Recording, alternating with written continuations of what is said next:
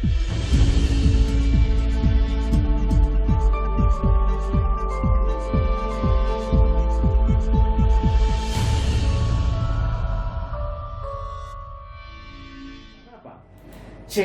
itu bicara faktor luar, transisi itu bicara tentang faktor dalam. Dari dalam ya. Ya, psikologi.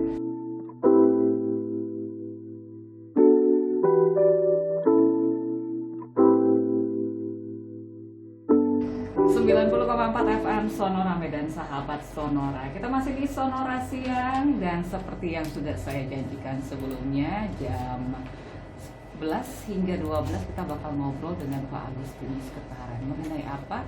Hari ini kita coba bahas mengenai change versus transitions. Nah, apa sih perubahan, bedanya dengan transisi itu apa ya? Terus bagaimana implementasinya dalam kehidupan kita? Bagaimana kalau orang-orang yang di sekitar kita susah banget sih kita ajak berubah gitu ya, atau mungkin kita sendiri yang malah susah untuk berubah, ya kan? Ada permintaan untuk berubah dan itu kayaknya aduh berat bener ya gitu kan. Kita biasanya sahabat Sonora, kita juga punya pendapat sendiri mengenai satu hal yang kayaknya nggak bisa kita ubah karena itu sudah bagus buat kita, menurut kita, bukan menurut orang lain. Nah, kita coba diskusikan hal ini dengan Pak Agustinus Ketaren. Selamat pagi Pak Agus. Selamat pagi Mbak Rini, selamat pagi sahabat Sonora. Gimana kabar hari ini? Kabar baik, luar biasa, sehat. Mbak Rini gimana kabarnya, sehat ya? Alhamdulillah sehat walafiat. Ya. Iya. Oke, hari ini bahasan kita mengenai change versus transition. Berarti ada perlawanan ya, ada yang berlawanan seperti itu ya Pak Agus ya? Ya, jadi karena versus di situ nih. Versus ya, iya betul. Jadi Mbak Rini, keadaan yang berubah seperti yang kita alami berapa tahun ini akibat pandemi, itu membuat kita frustasi karena semuanya serba berubah. Nah, banyak sekali kita temukan orang tua mengalami stres, tekanan-tekanan karena memang tidak bisa menghadapi perubahan itu sendiri. Artinya apa? Nah, perubahan itu sendiri memang faktor luar, eksternal. Menghadapi perubahan faktor luar itu kita nggak siap. Nah, apalagi kita menghadapi perubahan-perubahan yang kita lihat langsung di dekat dengan kita, pasangan kita, anak kita, atau kedua, sulit untuk diubah.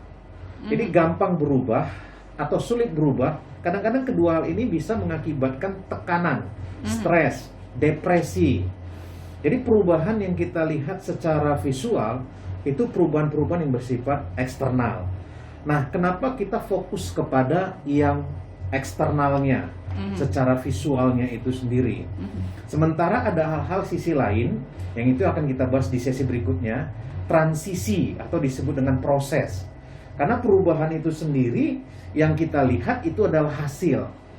Sementara untuk menghasilkan sesuatu perubahan itu ada transisi atau proses-prosesnya gitu.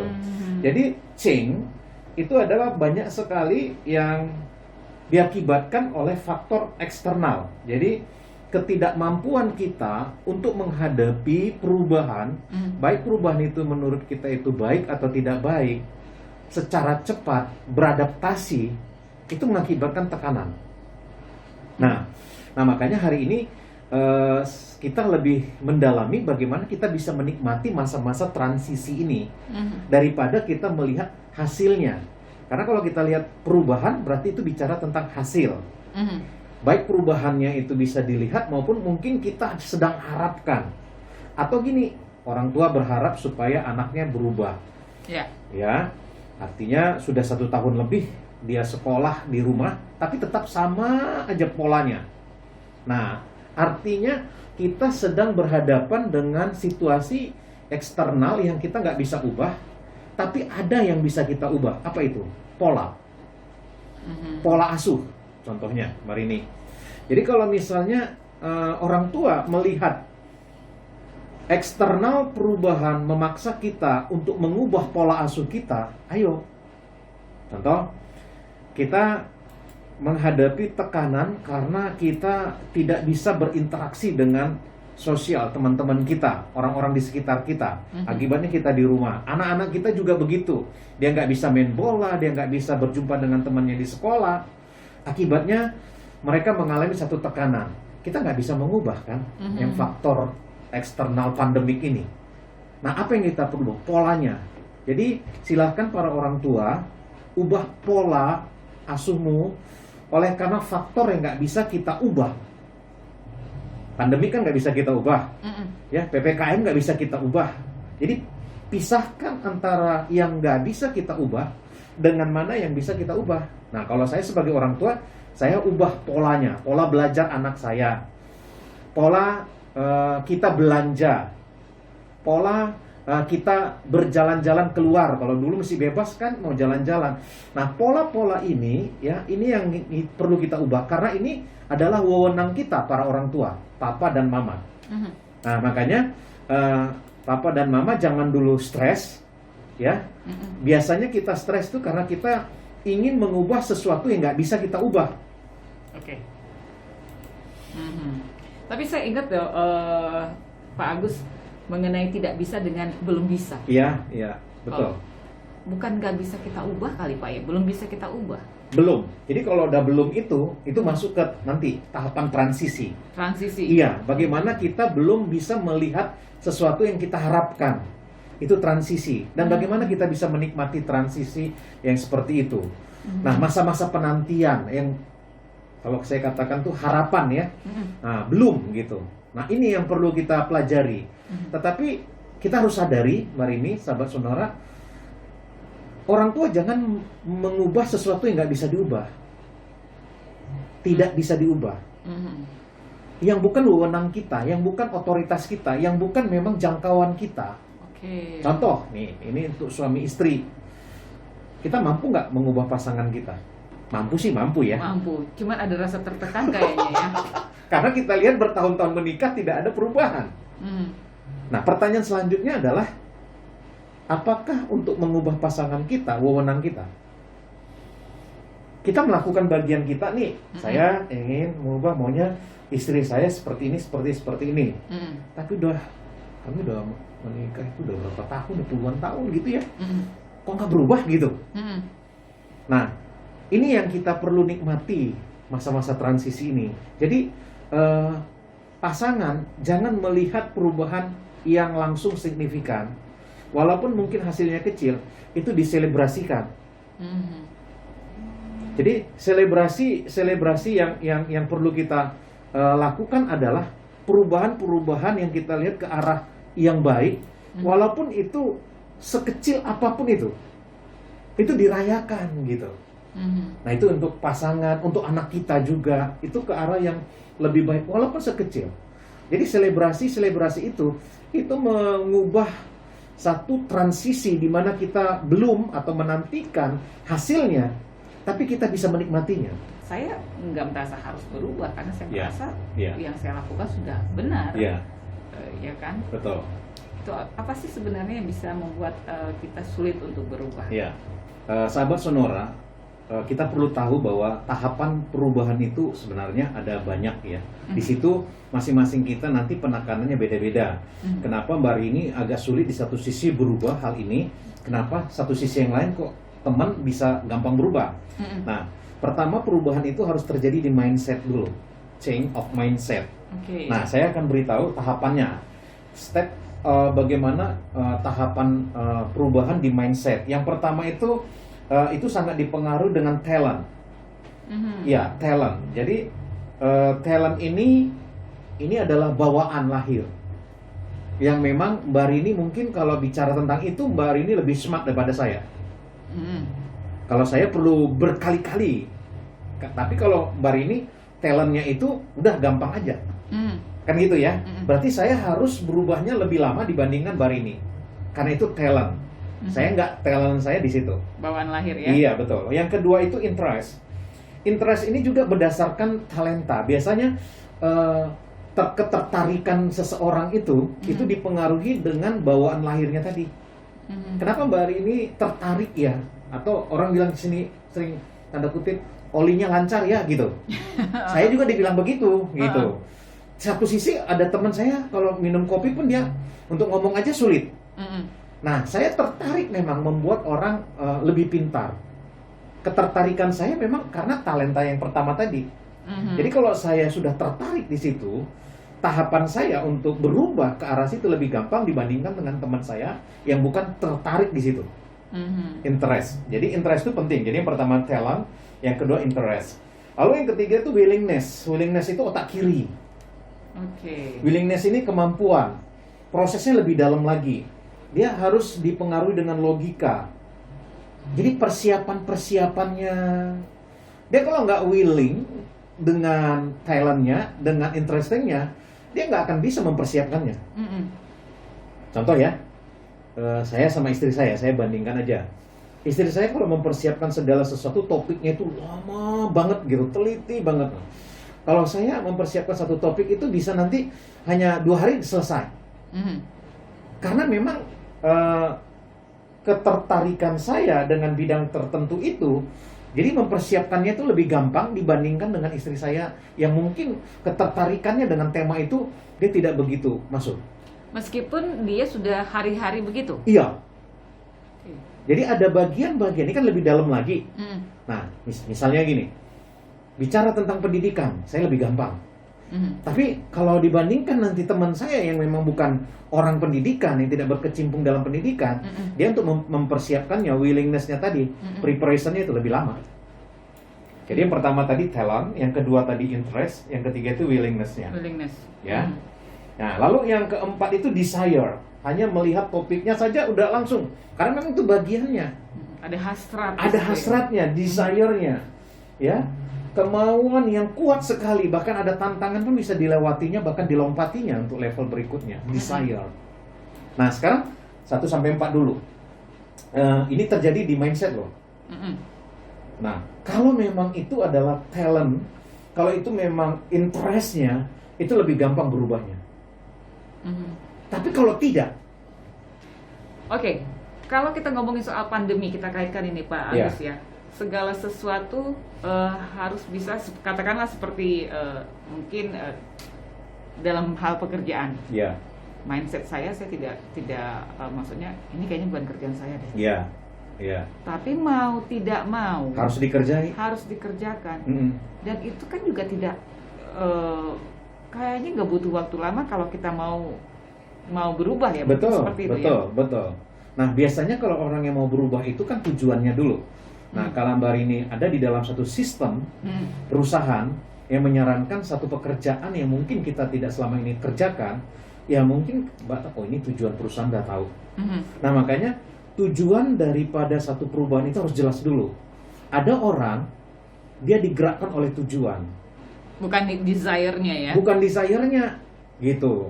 Nah, tujuannya jelas, ya dia terpaksa pun, tapi kalau memang itu desire-nya, talent-nya di situ, dia ada dalam satu sistem lingkungan yang di situ. Menurut saya perubahan itu, ya itu gampang dilakukan. Berarti sebenarnya mau tidak mau dibentuk. Iya. Nah, makanya tujuannya harus jelas dulu, gitu. Nah, makanya para orang tua untuk mengubah anak juga harus jelaskan dulu tujuannya. Karena tahapan 1-4 ini saja, ini terjadi di mindset anak loh. Di mindset anak. Kalau memang itu bukan talentnya anak, kalau itu memang bukan interest, nggak tertarik anak itu di situ. Kalau itu memang bukan willingness-nya dia untuk preparation aja, dia pun udah sulit. Persiapannya aja untuk melakukan itu. Coba kamu lakukan nak, untuk persiapan yang mau kita lakukan ini. Apa sih mak, aku aja nggak tahu. Artinya nggak usah dipaksakan. Apalagi kita bicara desire-nya. Nah, jadi 4 tahapan ini perlu benar dulu, karena ini dasar dia untuk berubah. Kalau nggak akan terjadi perubahan kalau dasarnya nggak benar. Oke, jangan kalau ngomongin soal desire, jangankan punya hasrat menyentuh, melihat pun tidak ya. Nah, itu dia. Apalagi kita nggak pernah memperlihatkan, nggak pernah mempertontonkan. Nah, itu sulit, gitu. Hati-hati dengan perubahan. Karena memang tahapan-tahapannya perubahan ini panjang. Nah, makanya kita kadang-kadang melihat hasilnya kok lama kali. Padahal 1-4 tahapan ini aja kita perlu benar dulu. Oke, Pak Agus, tadi kita di change of mind itu sudah tahu talent, terus juga interest, ketertarikan ya, terus ada willingness, itu kemampuan seperti logika Iya. gitu ya. Otak kiri. Otak kiri di Iya, sini iya, ya. betul. Terus ada desire, Iya. hasrat. Mm. Oke. Tapi kan nggak cuma itu ya Iya. untuk mengubah perubahan dalam mindset kita Betul, kan. betul. Tetapi itu menjadi dasarnya, Mbak Rini, sahabat Sonora, para orang tua. 1-4 ini harus benar dulu. Inilah fungsi kita para orang tua, papa dan mama. Untuk bisa mengetahui talent anaknya, untuk bisa mengetahui ketertarikan anaknya, untuk bisa willingness-nya, otak kirinya gimana, logikanya gimana. Supaya kita tidak salah nanti menetapkan yang tahap kelima ini. Ya, tahap kelima ini itu membangun sistem kepercayaan, belief. Oke. Belief ini bicara tentang itu tadi Mbak Rini bilang belum terjadi, belum berubah. Ini bicara harapan. Ini bicara tentang faith, iman. Ini bicara tentang sesuatu ada di alam bawah sadar. Ya, subconscious di dalam otak kita. Nah, makanya kalau kita 1-4 ini tidak temukan, ya, desire-nya sampai tahapan itu tidak temukan, atau kita salah memberikan dasar ini, makanya sistem kepercayaannya salah. Dia bilang gini, matematika itu sulit karena teman-temannya bilang begitu. Padahal mamanya dosen matematika. Nah, pertanyaan itu saya, matematika, sementara dia ngerjain matematika mati-matian. nah sementara mamanya enjoy banget belajar matematika karena memang itu dia dosennya gitu. Tapi anaknya belajar matematika sulit sekali karena dari sejak kecil, dari sama komunitas temannya, dia selalu mendengar perkataan matematika itu sulit, matematika sulit, matematika sulit. Akhirnya 1-4 itu tidak dibangun oleh orang tuanya. Pada saat belief-nya, dia bilang matematika itu sulit. Tapi Pak, teringat beberapa waktu lalu kan kita Ya. juga sempat membahas mengenai desire-nya anak gitu kan. Kita Ya. tidak bisa memaksa kan. Betul, betul. Sama halnya berarti matematika, kita tidak bisa memaksa, dia harus mengerti benar, dia harus pinter di situ kan. Iya, iya.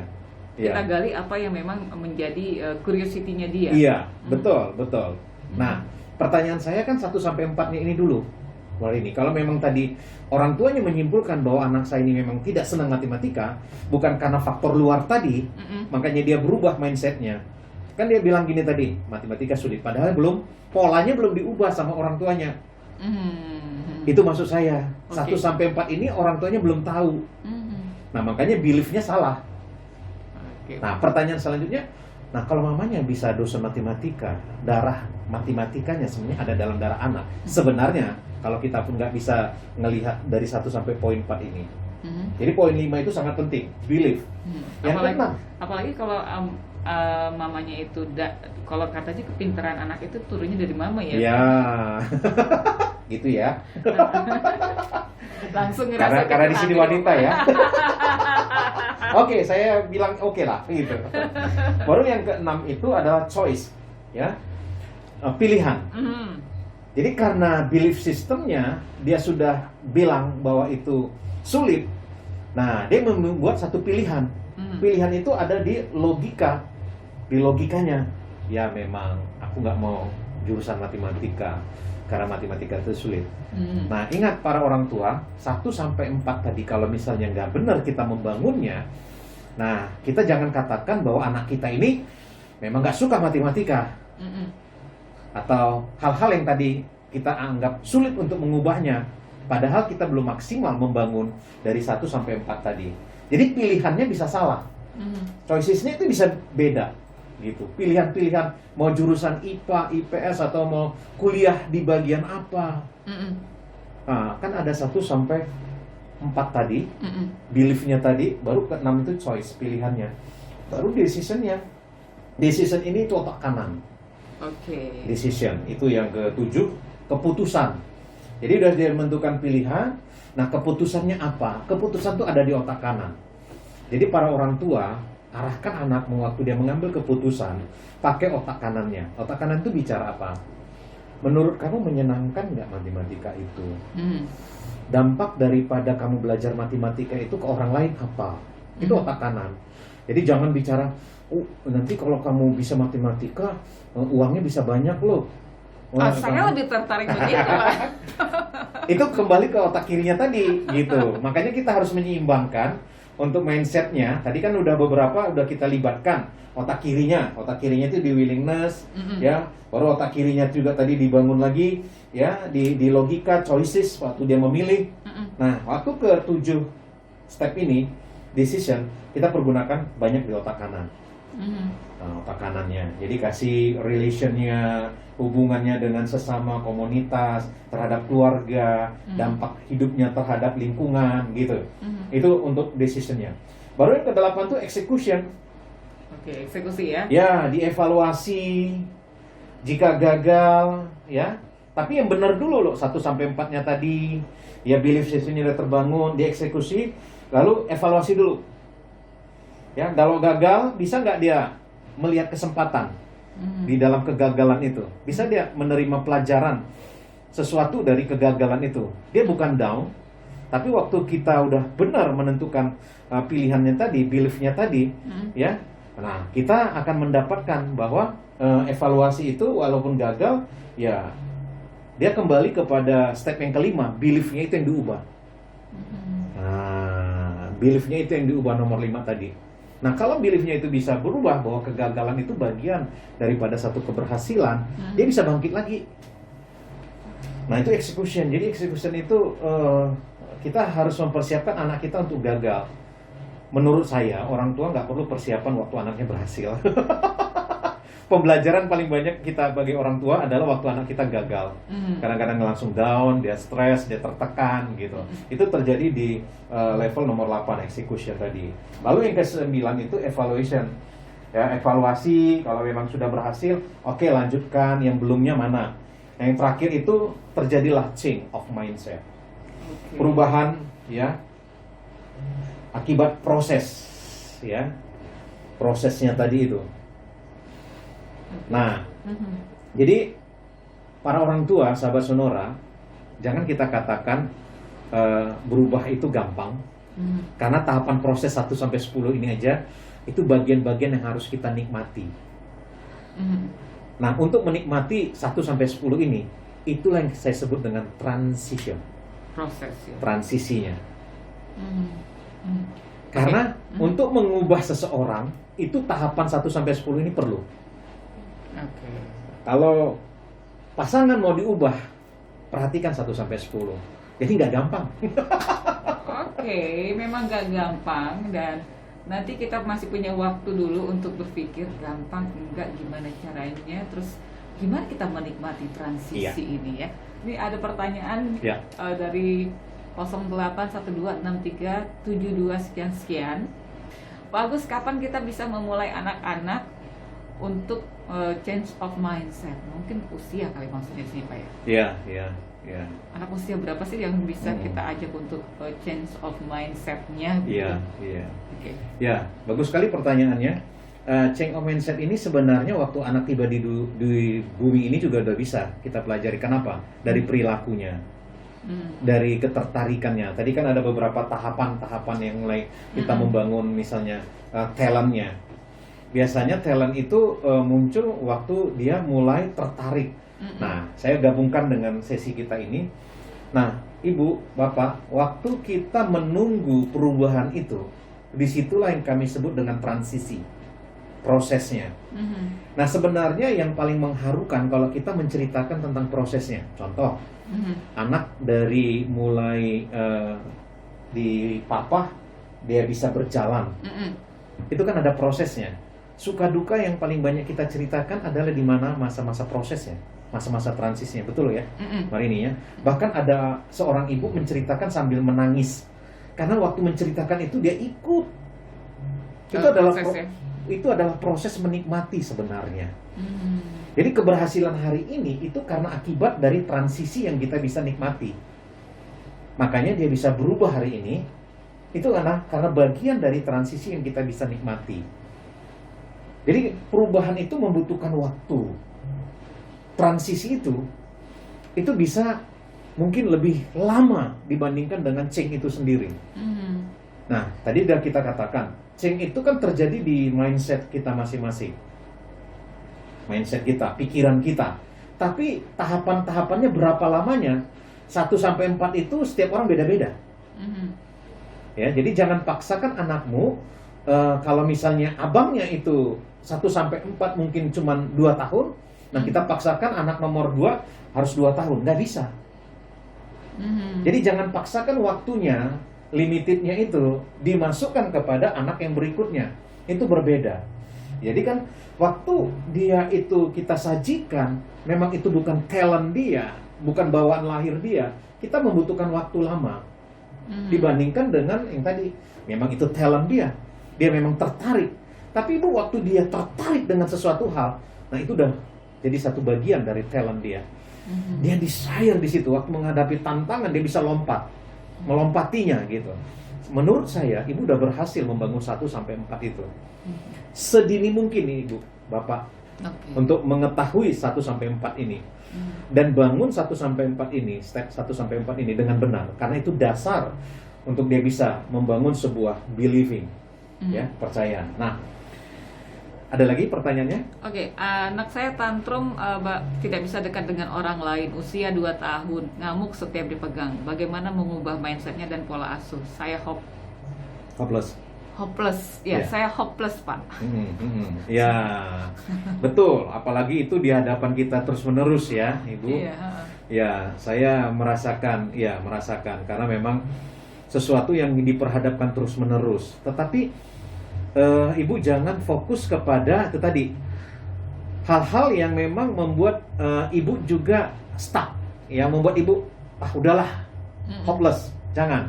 Nah, Ibu mulai, nggak dikasih tahu berapa usia anaknya? 2 tahun tadi. 2 tahun, mulai dari ketertarikan dia. Ya, tantrum seperti itu mungkin untuk dia berhadapan dengan orang-orang sekitarnya, orang-orang baru contohnya, ibu coba perhadapkan dengan benda-benda yang di sekitarnya, jangan orang-orang di sekitarnya, benda-benda mati yang mungkin menimbulkan suara, contohnya gitar, piano, macam-macam, kaleng diisi dengan apa gitu. Jadi ketertarikan dia dengan suara itu bisa mengubah tantrum dia.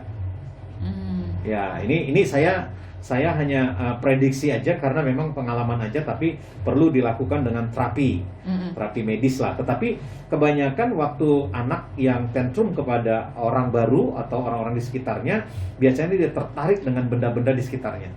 Jadi waktu dia tertarik, nah ini kembali lagi ke tahapan 1-4 tadi. Tertariknya itu dibangun, Ibu.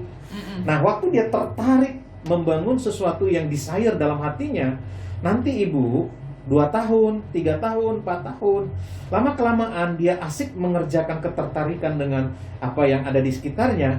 Nah, waktu orang datang mengagumi dari hasil apa yang dilakukannya, dia nggak akan takut lagi dengan orang-orang baru yang ada di sekitarnya. Jadi nikmati aja Ibu. Nah, perbanyak dan gali aja apa ketertarikan dari anakmu itu. Jadi kalau memang dia tidak suka di bagian yang itu, jangan lagi dikasih yang itu. Jadi kalau ketemu orang ngamuk, jangan ketemu orang dulu. Nah, atau mungkin karena dia memang tidak pernah ketemu sama orang, makanya seperti bisa itu. Bisa aja. Ini salah satu ciri memang kalau di medis memang ada jenis tantrum begini. Tapi pengalaman saya biasanya dia tertarik dengan benda-benda, bersuara, bergerak gitu.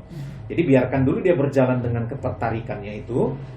Lalu lama-kelamaan nanti dia akan mengikuti bahwa benda mati itu harus disertai dengan benda hidup. Nah, nanti dia mulai menyadari itu karena 2 tahun belum sadar. Ketertarikan aja dulu dibangun Ibu dan nikmati itu tadi transisi ya. Ibu jangan hopeless lah karena memang 2 tahun itu belum apa-apa ya. Ada tahun ketiga, tahun keempat, ada step-step yang Ibu lalui. Pokoknya waktu Ibu melewati step itu, selebrasi dengan anaknya. Misalnya dia tertarik dengan gitar, teng teng teng teng teng. Wow, tepuk tangan, Ibu peluk dia. Orang-orang yang senang sama dia itu dipeluk. Nah, itu mungkin bisa mengubah persepsi dia. Jadi choices dia, believing dia itu bisa berubah. Ada lagi? Oke, itu dulu Kak. Ya, jadi transisi itu adalah di mana kita bisa menikmati prosesnya.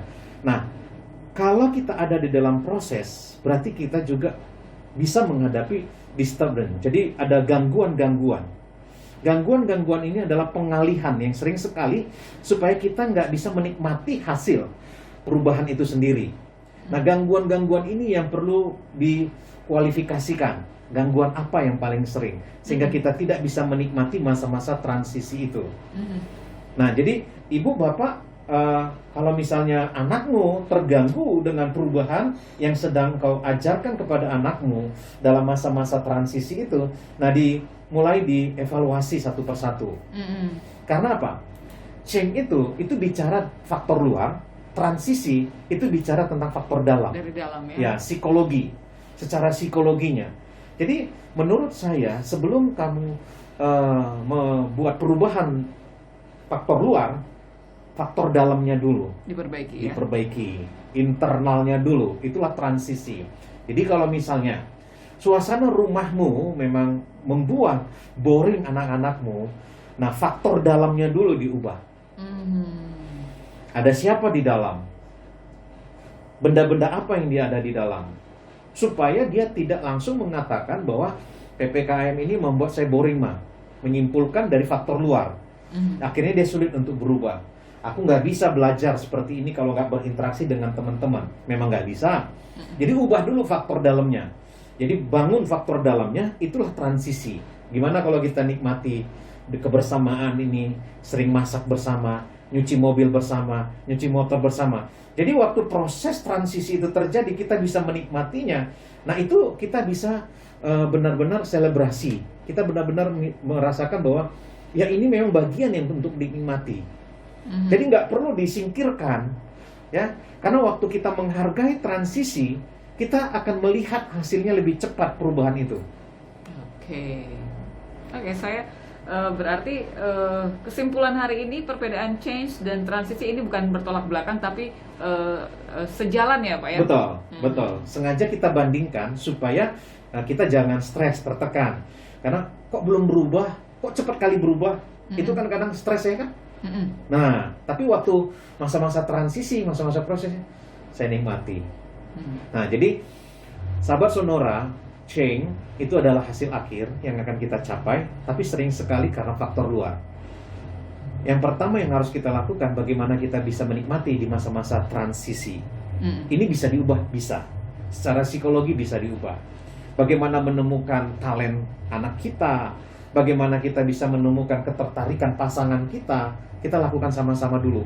Waktu kita sedang menikmatinya, sebenarnya kita sedang menghadapi perubahan itu sendiri. Oke, disitulah masa transisi untuk berubah ya Pak ya? Betul. Oke, kita ketemu lagi 2 minggu depan ya Pak Agus ya? Terima kasih Pak Agus. Terima kasih.